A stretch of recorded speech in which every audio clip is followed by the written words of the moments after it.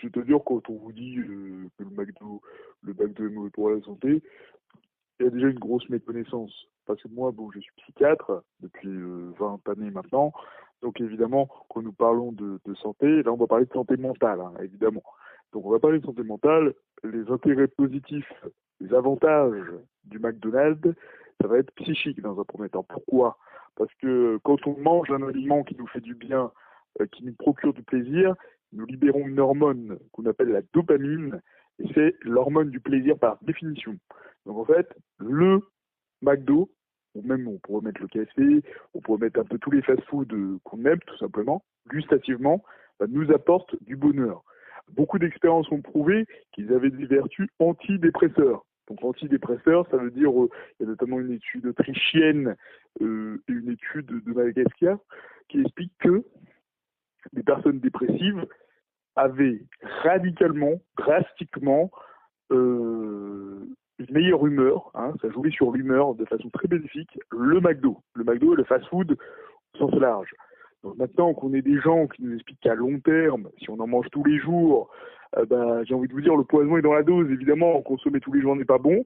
Mais maintenant, c'est très bon pour l'humeur de manger autre chose que des aliments qui nous font déprimer. Je suis estomaqué. Estomaqué sans mauvais jeu de mots. C'est-à-dire que ce que j'entends, comme quoi le McDo aurait des vertus, comme quoi c'est merde, je vais parler franchement parce que j'ai pas le temps, c'est merde qu'on nous vend à longueur de temps sur chaque trottoir serait positif pour la santé, alors que ce qu'on met dans notre corps a une incidence directe sur notre mental, c'est-à-dire que les aliments qui vont nous faire déprimer, justement, c'est ces mêmes aliments qui, très temporairement et de façon éphémère, vont nous donner une sensation de plaisir. Et beaucoup d'études, également autrichiennes, des travaux autrichiens ont été faits sur la question. Des études malgaches également, hein, qu'on ne va pas nier non plus.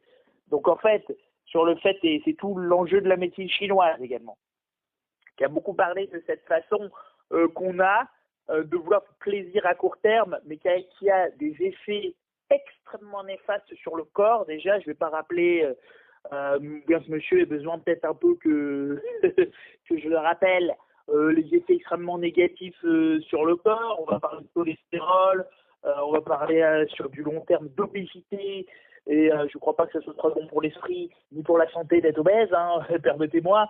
Hein, je pense que j'ai fait les études pour, et qu'un psychiatre, je trouve ça honteux qu'un psychiatre nous explique aujourd'hui que le McDo serait finalement l'antidépresseur par définition en Occident.